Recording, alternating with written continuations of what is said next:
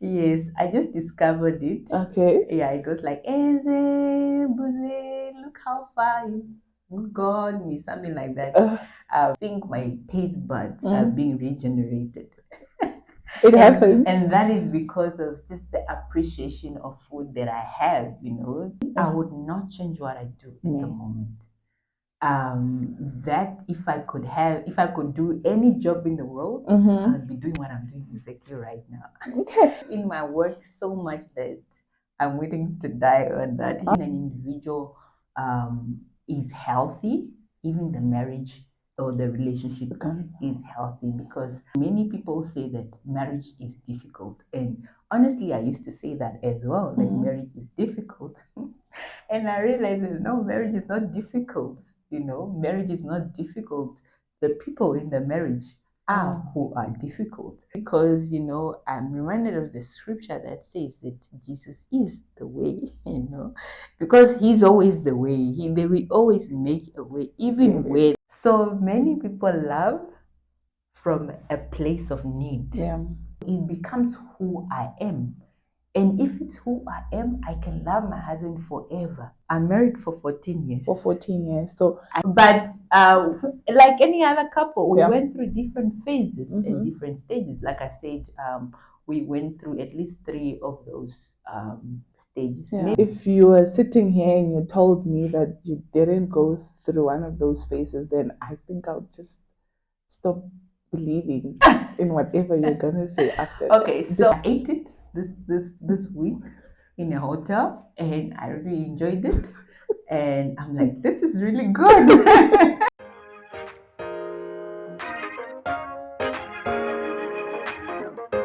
Welcome back to the Peppers and Glow podcast. My name is Pamela, your host, and today we will be talking about wellness. You guys know by now that I'm big on wellness, and it's not the wellness of the outside, yeah, it's more of the interior. And today we'll be talking about wellness, purpose, and a little bit about faith because my guest is a Christian. Excited to have her in studio. So yeah, today I am joined by Emily Nikanor. But before I give her a moment to briefly introduce herself, I would like to ask of you to please like this video, subscribe, and all the social media goodies, because then it promotes and tells the algorithm that this is a good video, because I know it is. You are in for a treat, and I'm excited for you to enjoy this video. So, Emily, thank you so much for joining me today. For those who don't know you yet, would you please kindly give a short introductions about yourself, who you are, and what you do? Okay. Thank you so much, Pam. First of all, I am honored to be at the Purpose and Glow podcast. Absolutely honored. Yeah. I can't wait to dig into whatever you have for us this morning. My name is Emily Nikanor. I am a professional counselor. I am a coach. I am an entrepreneur, and so I wear so many hats. Uh-huh. I'm a mother. I'm Mm-hmm. a wife. I have three beautiful children, Oh. and yeah. So I work with women. Mm-hmm. I also do wife coaching, and I lead women to wholeness. Mm-hmm. And I'm excited to be talking about wellness and wholeness and everything healing. Yeah. Yeah. Oh, lovely. I'm also honored to have you here. Hey, before we dive into the podcast, I have a few icebreaker questions Yeah. just to ease and get into the Yeah. podcast itself. So my first question would be, what were you listening to on your way here? What um, it's a song. mm-hmm. It's called Eze Buzi, I think. Essay, busy. Yes, I just discovered it. Okay. Yeah, it goes like Eze Buzi, look how far you got me, something like that.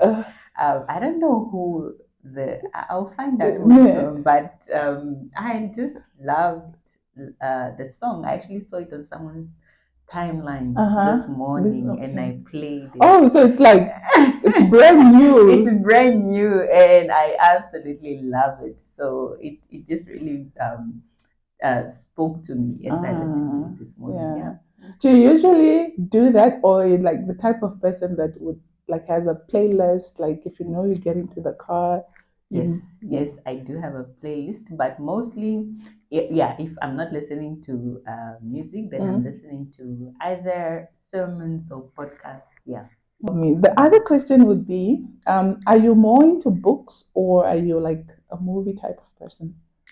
Definitely more into books. I I watch movies Uh-huh. once in a while. Yeah.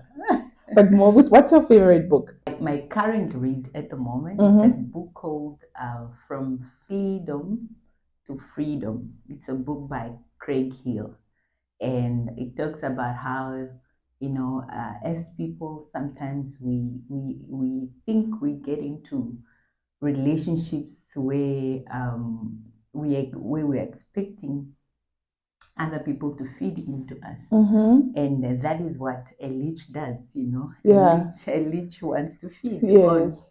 of someone or something. And so it really talks about getting from a place where you are a flea Yeah. or a leech to a place where you are walking in freedom.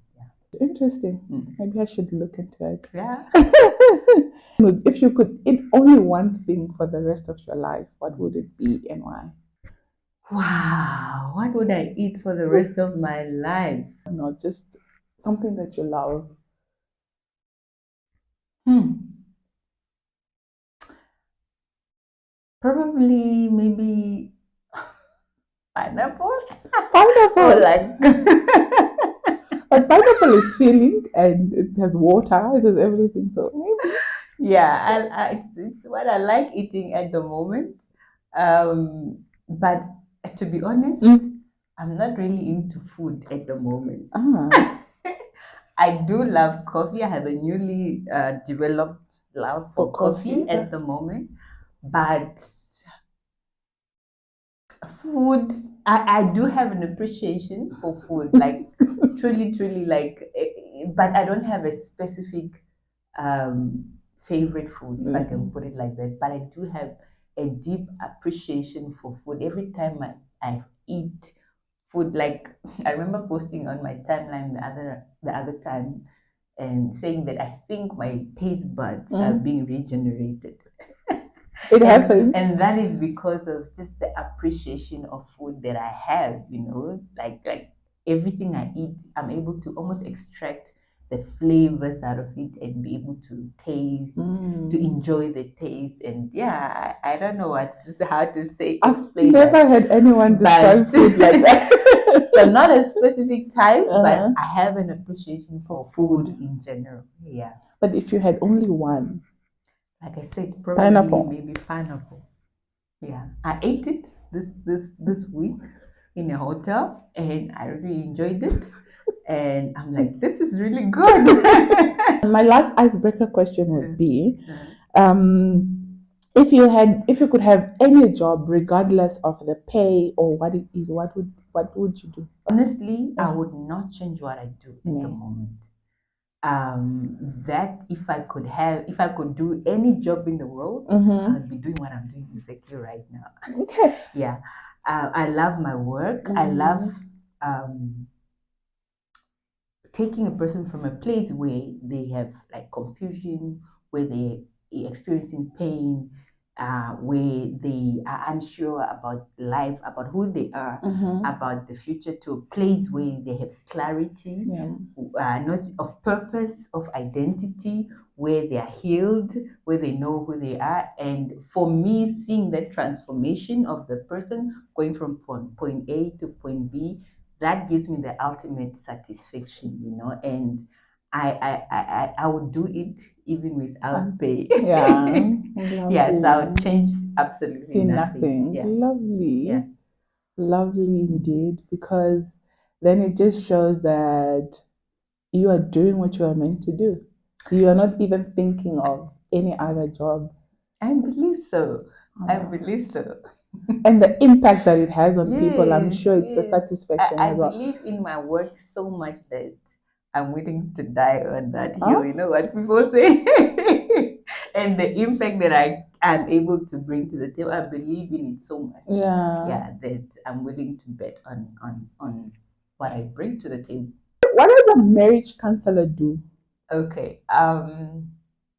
A marriage counselor basically facilitates um, therapy or counseling for a couple from a point where maybe the couple has conflict and disagreement or whatever it is that the couple is experiencing at that point in time, to a point where there is unity, there's agreement between the couple, and healing has taken place. Yeah. A marriage therapist not only facilitates that with the couple when they have issues, but also when the couple is looking to strengthen their marriage. Because in life sometimes people go through different transitions, different jobs, different phases of life, and if the couple is not careful to be intentional about continuously getting to know one another, investing into each other, they can easily um, uh, go apart, easily create a gap between the two of them, and that is not really, it's not good for a couple. Yeah. So that's what I do. I help.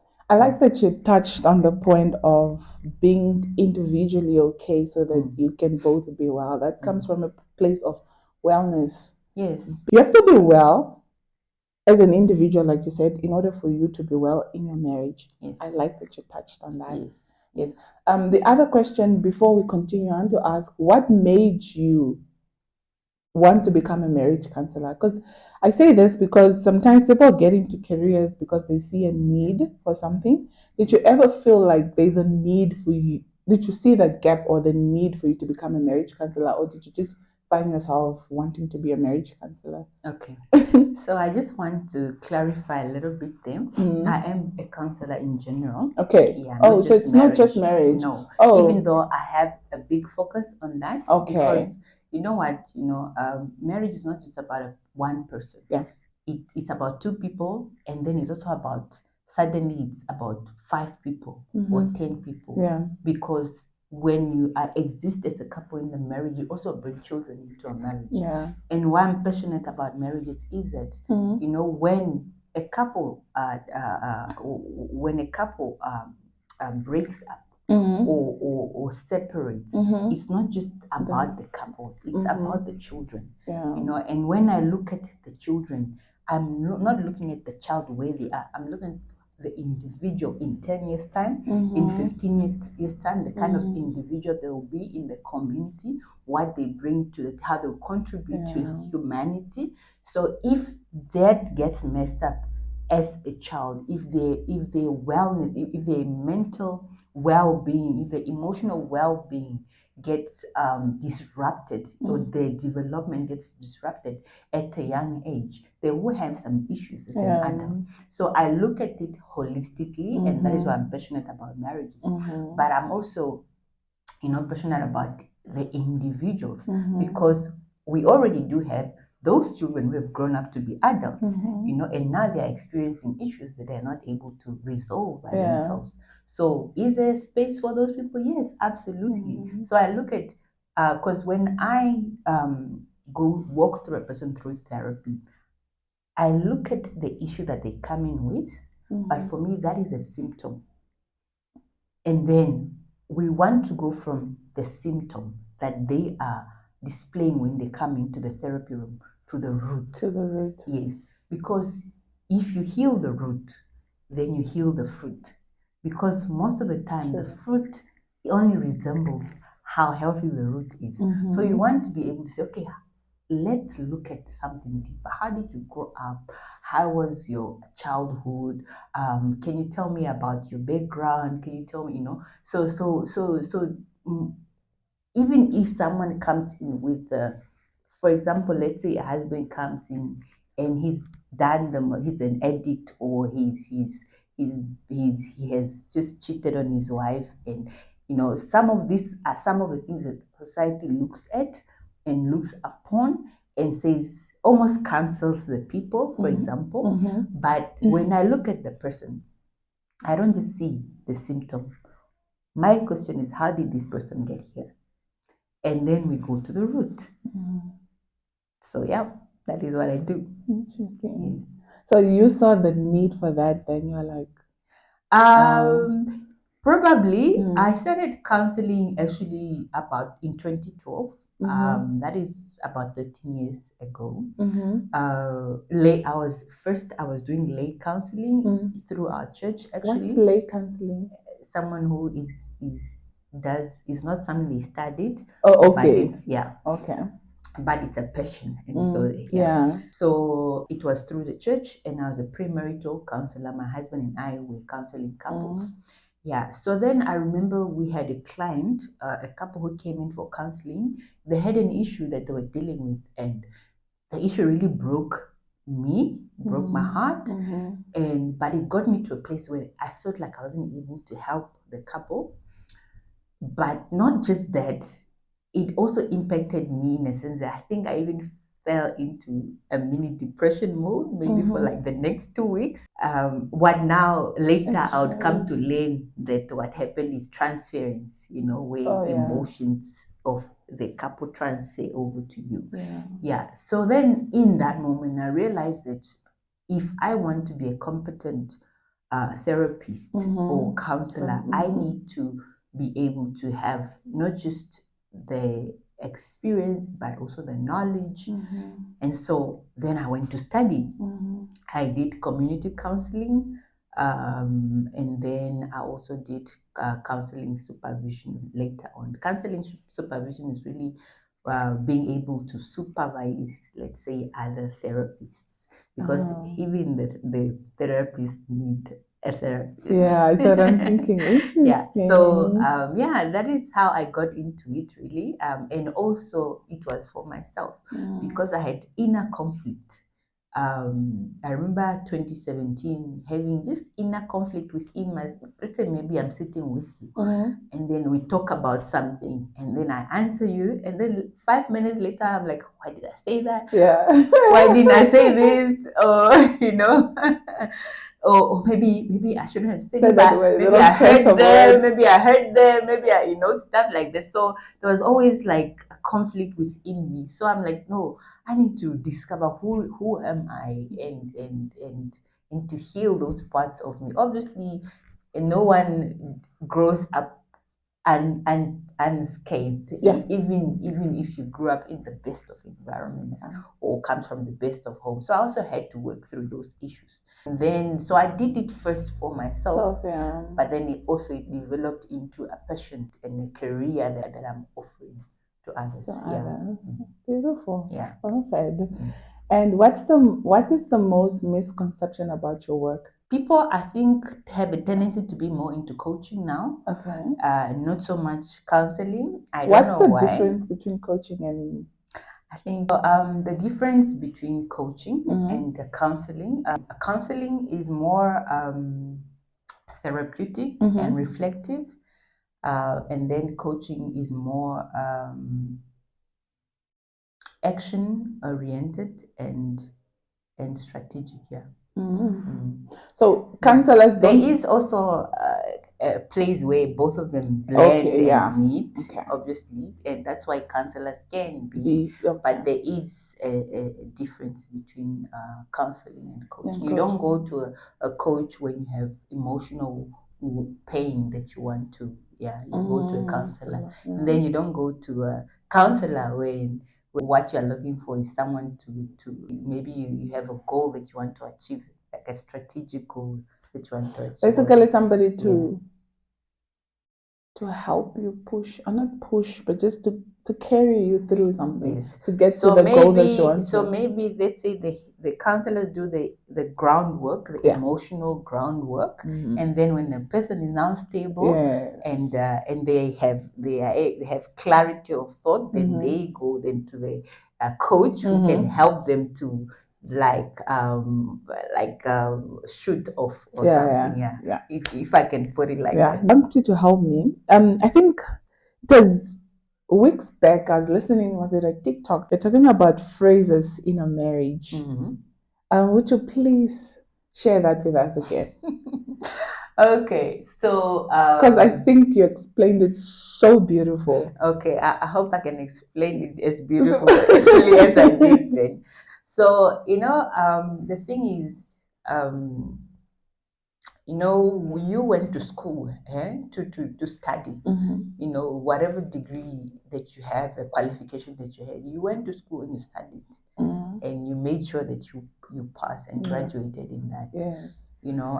So people invest their lives, uh, studying and investing in their careers, but they neglect to invest and study about marriage actually. The one thing that actually is very important, more important than the careers, because if things at home are not good, you will not function well at work. Do you understand what I mean? So having said that, people are oblivious to seasons and phases through which marriages go through. And for example, some couples start off in a phase. So the first phase is the codependent stage. Yeah, the phase where the couple is codependent on each other. So that means the couple is looking to one another for fulfillment, for emotional needs, for to feel some sense of worth or value, for validation, for just completely unhealthy stage. If I have to rate it, maybe like the couple is in a minus, so that is where some couples start off. Not all of them, but some start off there in the codependence stage, and then they move over to the dependent stage. This is now where one or both of them can be dependent on each other. They are realizing that they need to do some work, like some emotional work or some mental work, or they just need to become a bit more functional by themselves, but they are still dependent on each other. So the next phase then the couple moves into after that, and that is the phase also where there's a lot of conflict. I want you, why don't you want me? Or we both want each other, why are you not meeting my needs? Yeah. So then after that, then the couple, then like I said, they are realizing that they need to grow. Then they move into the next stage, which is the next phase, which is the independence stage. Now the couple is learning, the individuals in the marriage are learning now to be independent. So this is good because now everyone knows that they can function by themselves, independent of their spouse, and they are not seeking validation or from their spouse, or to feel sometimes some sense of worth. And even their joy is not dependent, or their happiness is not dependent on their spouse. So they are realizing that they can actually do that. They can, and they are learning to walk in it. But now this phase can be dangerous if the couple stays in there for too long. Because if you are independent and you can do it all by yourself, then why are you married, So then they realize the need to, okay, yes, I can do this, but I do need my spouse. Because there is something that you can do better, but as a couple, as a unit, than you can do by yourself. There's a scripture in the Bible which says one can put 1,000 to flight, two can put 10,000 to flight. So there's a power of two. There's a strength in the power of two. So what you can do alone, when you are two, you can do it, 10 times better. Yeah. So you are realizing, no, I can't raise the children. I can raise the children better if it's the two of us. I can advance my career if we work on it, the both of us, because one can be at home taking care of the children, the other one can be out in the corporate world, or when you come back from your work, then from your corporate travels, then I can go. Do you understand? So there is this synergy and there is this realization that we need to work together because we need each other, not for survival, but to become a better team. Yeah. And so then when the couple realizes it, then they now move into the final stage, which is the best stage for each and any couple to be in, and that is the interdependent stage or phase. And this is this phase now where now the couple is able to put 10,000 to flight, and where they work together and where they are able to achieve bigger things, and they have a sense of purpose. And so those are the four I phases. loved it. When I saw it, I'm like, yo, this is beautifully explained. I actually first learned it from Craig Hill. He's actually the author of the book that I told you I'm currently reading now. I learned it a few years ago. I love his materials.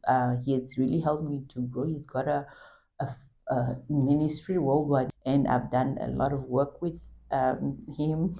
I'm talking now like I know him, but so he first introduced me to this concept, and when I first heard it for the first time, I was like, how come I never knew this? Because you kind of sometimes just have expectations like things are supposed to work like this, but you don't understand how, and you don't actually get to realize, okay, this is where we're at, this is where we need to get to, and this is what I need to work on. So No, why I said it made sense is because many people don't know that there are phrases, right?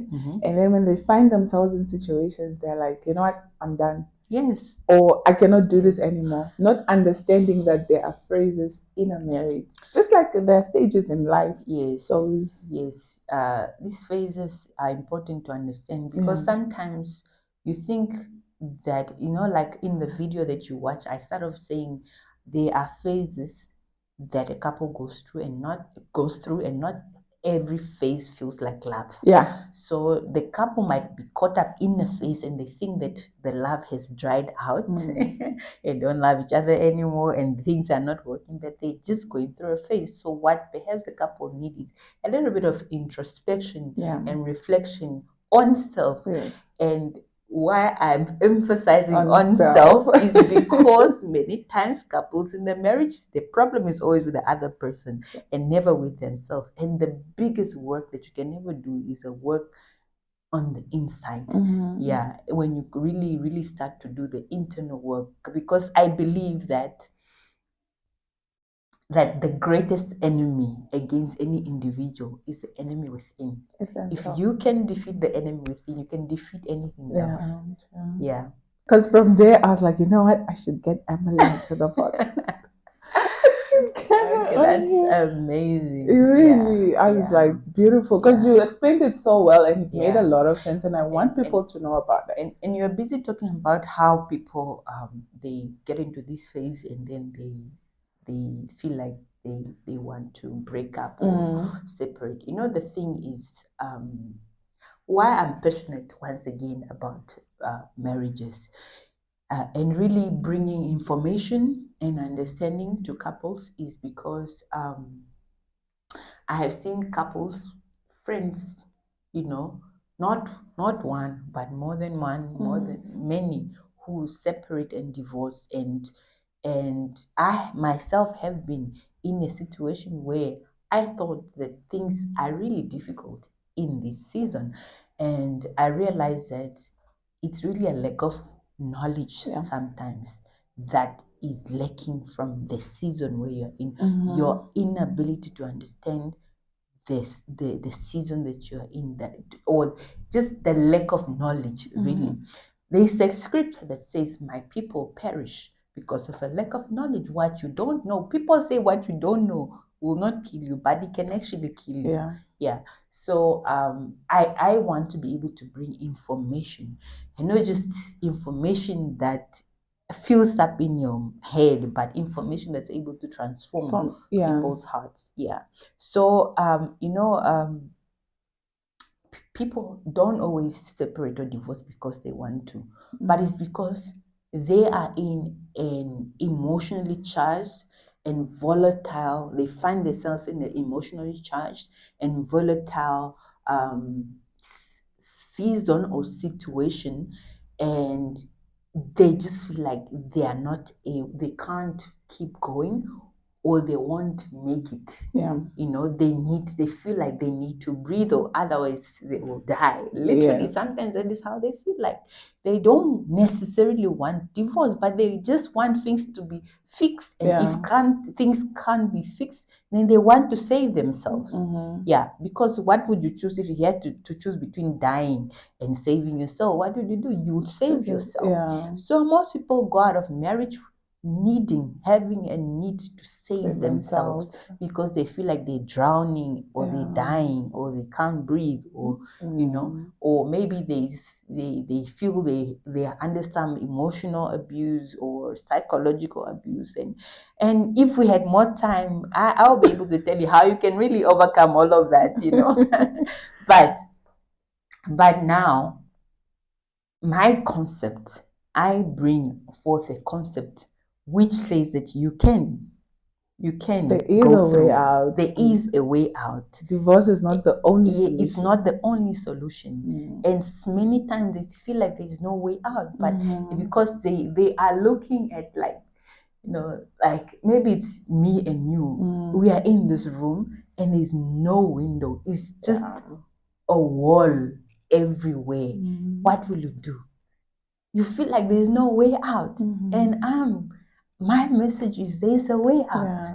There is a way out. I love Even it. when there's no, it looks like there's no wall here, the way is through the wall. And you can do it. Yeah. And like you said, I like the fact that you introduced me as a Christian in the beginning, because I'm reminded of the scripture that says that Jesus is the way, because he's always the way. They will always make a way, even where there seems to be no way. But it's really about being able to open our hearts up to the possibility of there being a way, even when we can't see a way out. It's like faith, for example.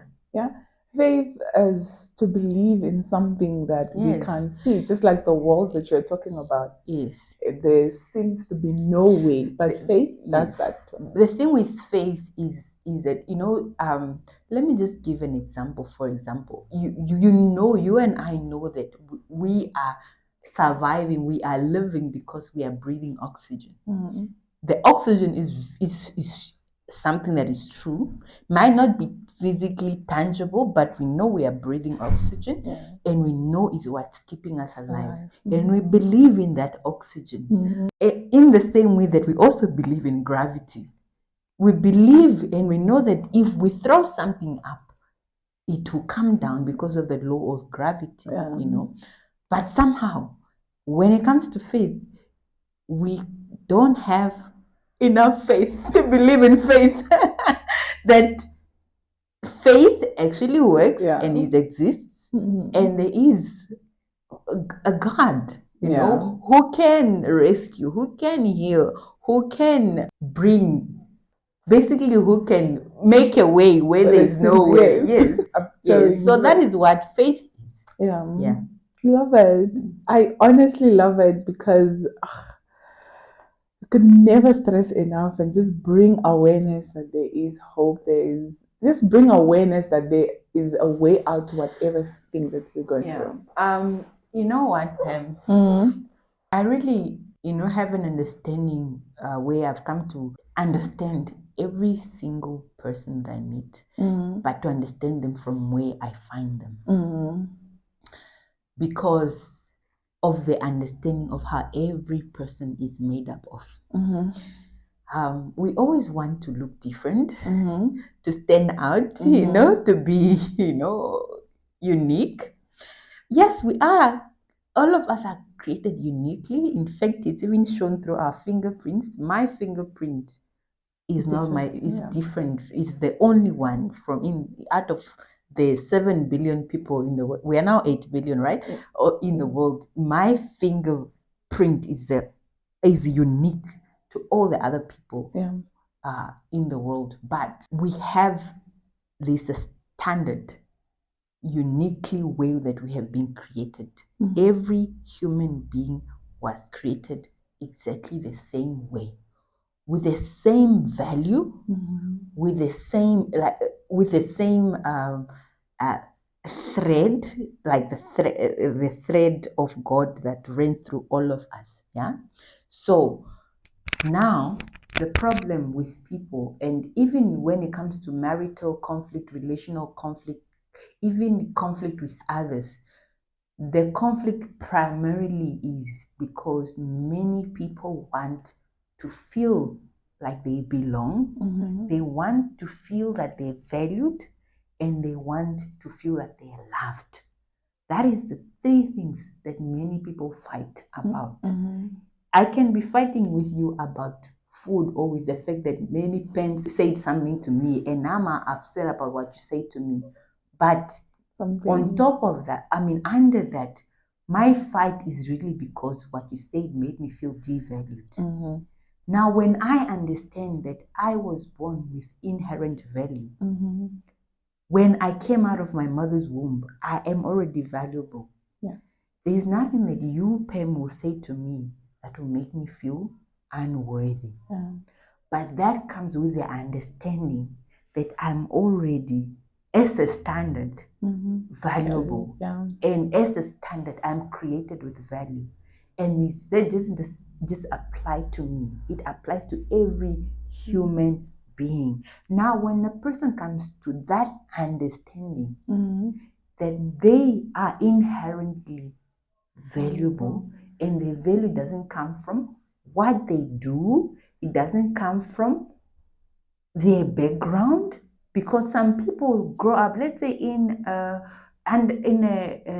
less privileged home, for example. Maybe they come from poverty or whatever, and they feel like they feel like they are not able to flourish because their background, for example, is holding them back. Oh, what? Because of what they went through. Yeah, Probably or a because of what trauma they or went through, something like or that. trauma, Yeah. or now they are overperforming Oh, okay. because of their background. Yeah. Why? Because they're Mhm. trying to prove their worth. Mhm. Mhm. And I would just see it like Pam is doing It's so so well. yeah. But what Pam is she's not even able to appreciate the things that Pam has achieved. Yeah. Because the little child in Pam is Mhm. telling her, or the trauma, or whatever it is Mhm. that you wanna call it, is saying I'm not enough. Mhm. Because my background, where I come from, it has given me an identity. Yeah. Now, is the identity that is the missing link. Mhm. Who are you?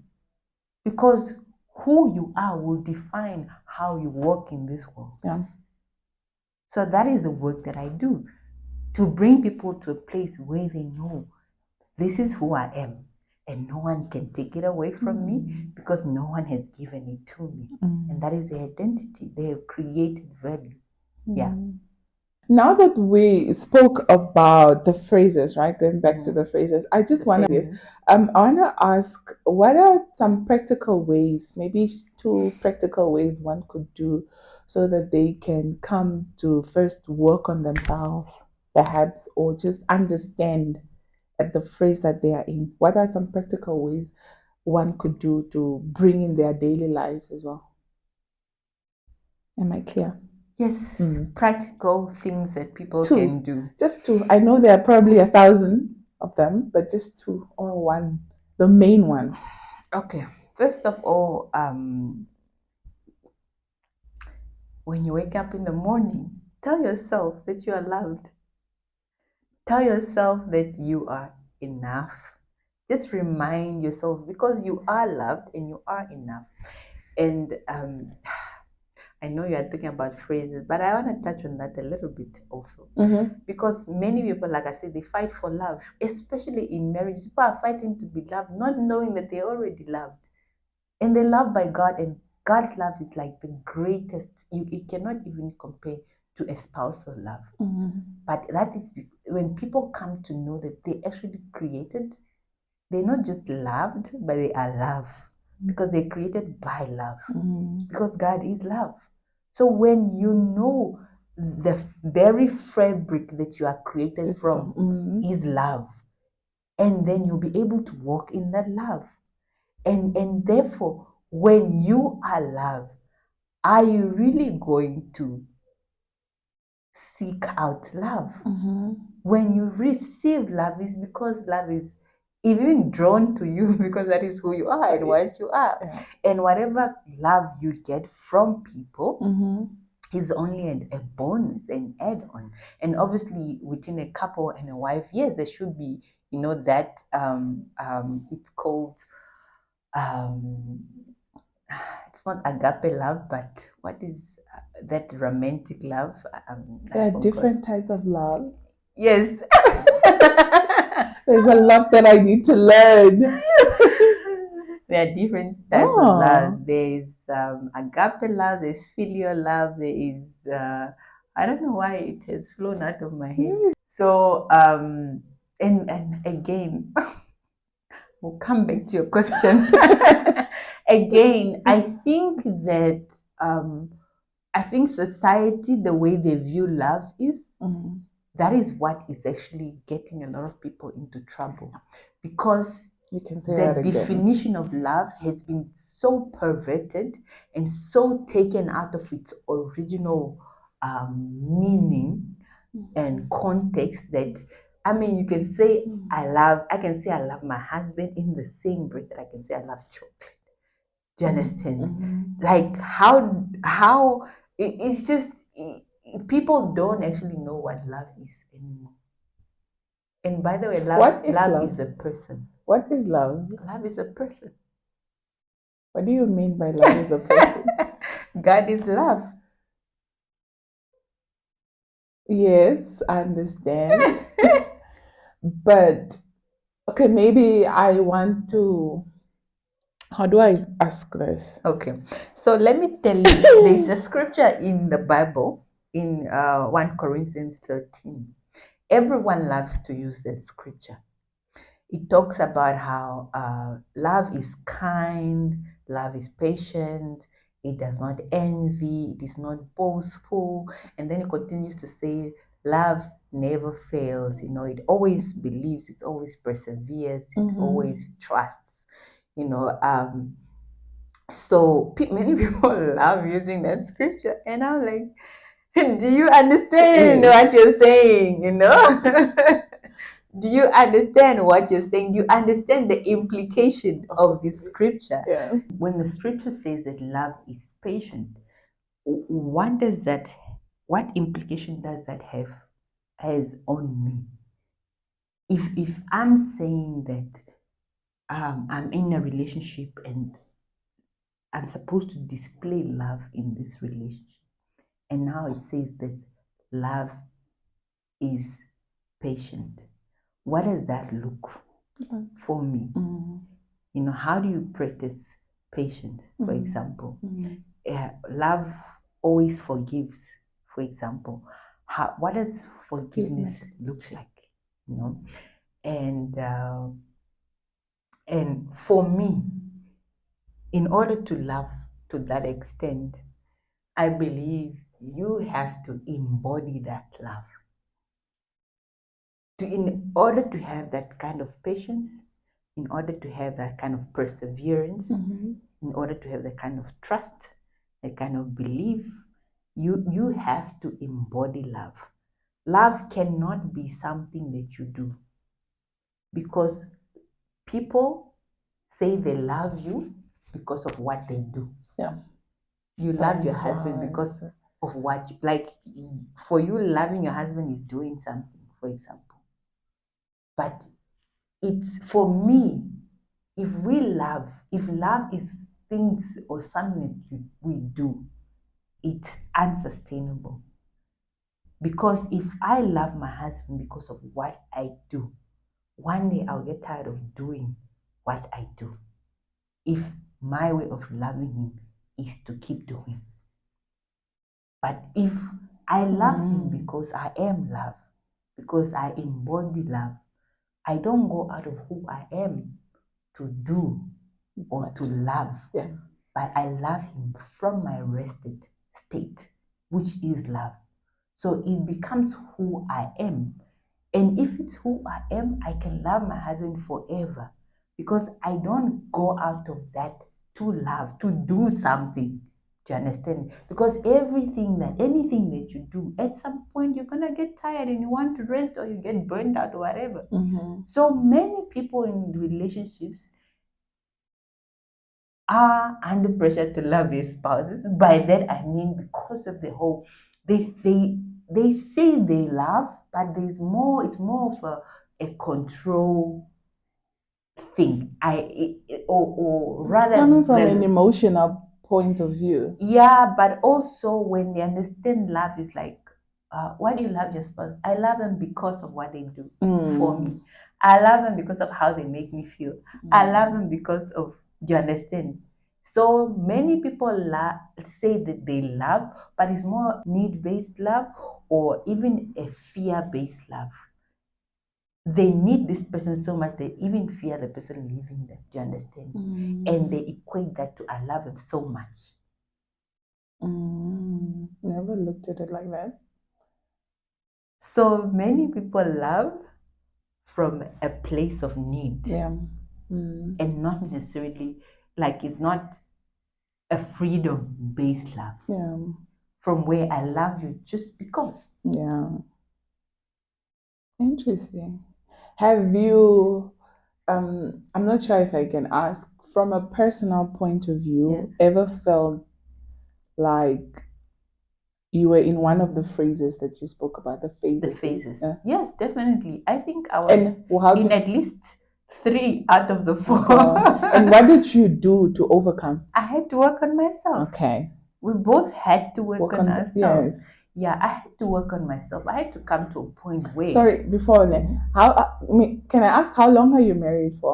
I'm married for 14 years. For 14 years. So I think it's 14 years. I got married in 2011. I'm one of those. I know women are not supposed to be like that, but I'm one of those who are like, how long am I married again? It's usually the wife, the husband who remembers everything, But yeah, anyway, I'm special. So why I ask is so that the listeners can understand from what point of view you're coming from. They're like, oh no, she's newly married or she's married for long. I'm married for 14 years. Okay. Yeah. Okay, so now you can continue. Sorry. I'm married for 14 years. So for someone who is married for 14 years, well, it's not, for me, it's not, I don't see that like we're married for so long, but we have been married for long. Yeah. I mean, 14 years. I mean, a lot can happen within. If a lot can happen within 6 months, so imagine 14 years. Yes. Yeah. So obviously, we went through different stages in our marriage. You don't need to get into details, but just and I actually don't like speaking on our marriage if my husband is not here because he's not there to speak for himself, But like any other couple, we went through different phases and different stages. Like I said, we went through at least 3 of those stages. Maybe not the codependency stage, but definitely dependency. You know what? If you were sitting here and you told me that you didn't go through one of those phases, then I think I'll just stop believing in whatever you're gonna say after. Okay, so Pam, in life, I have to tell you something. Yeah. Everything that I'm telling you now is not just because maybe I read it in the Bible, therefore I believe. Yeah. I read it, yes. Like, for example, that kind of love that I'm talking about, for example. Yes, I read it, but I also pursued it. And therefore, yes, sometimes you can speak quoting the Bible and be able to stand by it because the Bible is truth. But I'm also saying that I did go through it. Yeah, that's why I'm saying that it is possible to love like that. Love is, and that is why my understanding of love is completely, I believe, different from many people, and that's why I do this work. Because if many people can come to an understanding where they understand what love is, then they will save themselves so much heartache, so much even maybe emotional wounds that they even might reflect, might project onto their spouses or their children. Yeah. Okay, this one I want to know. Personally, I want, because you work with a lot of couples, and I think you touched on when a couple, I think when they told you and then they transferred Yes. the emotion, something. How do you then how do you draw a line between work and then your personal life? Okay. Honestly, when I come out of that office, I have forgotten about it. That is how it is. I don't think about my cases outside of. I do when I make that, or maybe sometimes Holy Spirit can be like, okay, that client, you need to maybe pray for them, or you need to ask them this, we need to do like giving me guidance as I go along. And I have specific times where I pray for my clients, for example, or think about the cases. But I don't. When we conclude the session, I check out. Okay. Yeah. So are the times where maybe there is transference? It hasn't happened in a long time. But for me, the reason why, or what the advice that I can even give is work on yourself. Because when you are not healed, when you're not walking in wholeness, the healing that is supposed to go through you, now it will catch you. I don't know. You know how maybe it's like something supposed to go through you, but instead, because of that wound, it stays on you. Do you understand? Yeah. So it's not even just the healing, but it's also the people's emotional wounds. Yeah, true. It's like you attract them now because of the wounds that you are carrying. Yeah. So the most important work for a therapist is to be healed themselves. Otherwise, they're not as effective in the work that they do. Yeah. I asked because even I, as a wedding planner, sometimes you are working closely with a couple, there are things that you see or hear that you don't want to hear or you see, because I'm not a counselor or anything. But sometimes you just sit and wonder and be like, oh wow. And then later like, but why? How do I stop it from it transferring and be like, oh, I feel bad for certain people or something, but because why I say this, because sometimes I feel like, okay, I think I should talk to that. And then I go home, I'll be like, how do I help that person? Or who can I refer that person to? Because we always find ourselves in that situation, don't we? And the work that you do will help. You will end up in those kind of situations. But when I think of who I am as a child of God, I know I'm here. We are having this conversation, but I. My listeners, I hope they don't run away when I say this. Your listeners, I have dual citizenship. I'm a citizen of heaven, and I'm also a citizen of earth, meaning I'm a child of, because God is spirit. So I when in my existence, I'm body, soul, and spirit. But my identity is who I am as a child of God. So the spirit component of who I am is what speaks and flows over into my other areas of who I am. So now, in saying that, when I go somewhere, even if I'm going for my personal assignment, this is something that the Lord has taught me, is that I should always look up, because He will always have an assignment for me whenever I go, even though I go for my own assignment. To give an example, I spent almost 2 weeks up north. I took my children and I went for holidays. We visited my parents-in-law, we visited my parents, and then we're doing other things, and we had a great time. But on the second day when I got there, I very quickly realized that it's not just a holiday, is per normal, that there's another assignment that the Lord has sent me there for. And I had to make sure that I align myself also with my heavenly assignment. So I always I'm always on the lookout for example, if I were you now and I'm um, a wedding Well, planner planner. and the couple is maybe arguing just dates or day even before their wedding, or whatever it is that you get to witness, is to, okay, Lord, what would you want me to do To in do in this this situation? situation. Because you don't sometimes it can be just your presence in there is what matters, because I believe that I am a child of the light and I carry light. So when I'm there, things cannot just be dark. There must be some light that is coming from, even just by being in there, even if I'm just praying by myself, not Yeah. even saying anything. My presence, I believe, carries something. Mhm. So yeah, when you go in there, go in with that confidence that there's a reason why I'm here. And it's not just to make money as a wedding planner, but there is another That's reason. not even the No, goal. no, I know, I not you, not understand. you. I'm just saying for anyone, Yeah. especially if they are Christian, Mm. they should be like, obviously on top of that is purpose, but so what is our contribution towards humanity? Yeah. Did you ever have a client that is not Christian? Yes, I did. Ah. I did. So when a client comes in and they're not Christian, then I have to explain to them the concept of love, even maybe the concept of God, by just interchanging God and love, Okay. because God is love. Mhm. So if they can accept what I'm saying as love, that you are created by love, Mhm. or maybe I can even say, like, when you're born, the most important component for the child, what they need the most is love.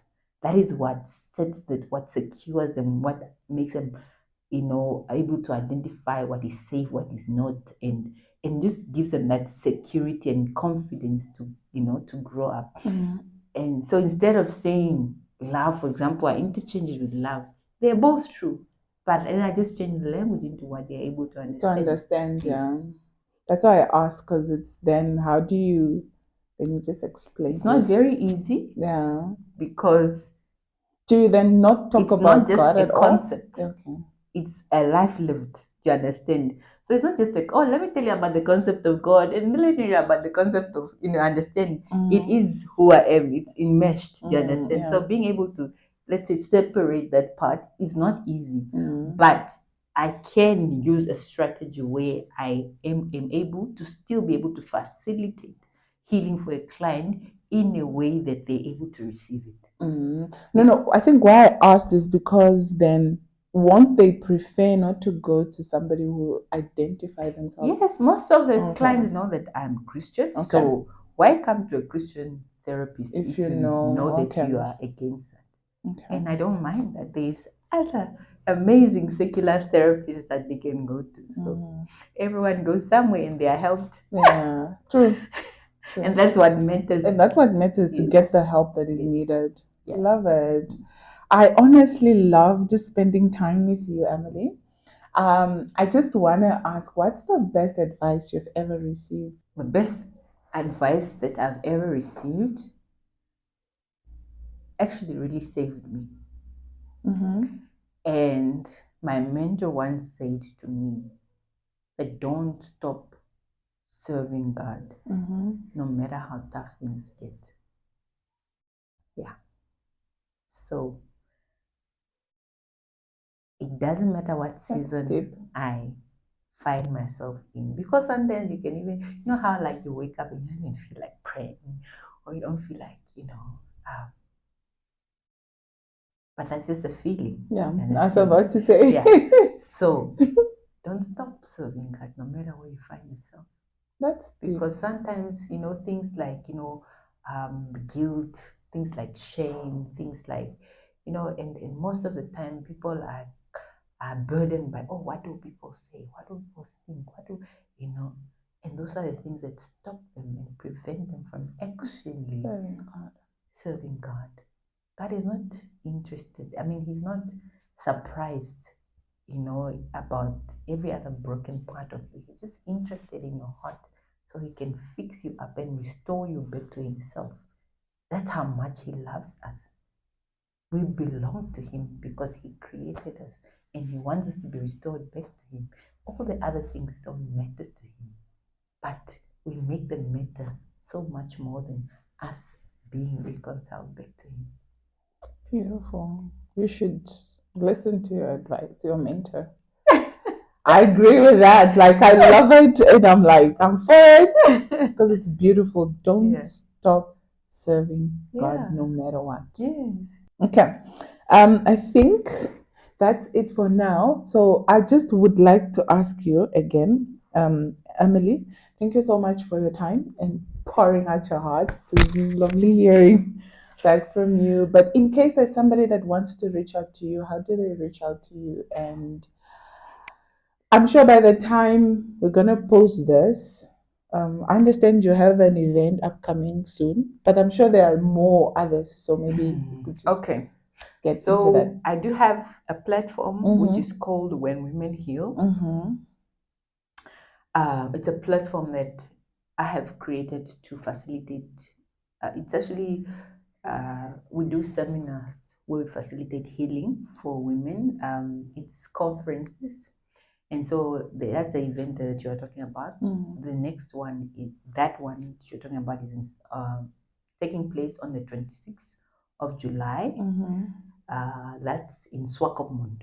Yeah, but we also have another one, When Women Heal, the sister edition, which is going to be here in Windhoek, I believe towards end of October. Yeah, so I'm looking at I'm, my calendar. I'm excited for that as well.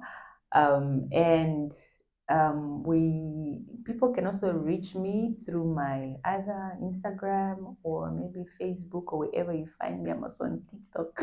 Like if you go there, you'll find my email address or something. Okay, And then we'll put the details in the description box. Yeah, but So if someone needs help, yeah, then you can reach out to me.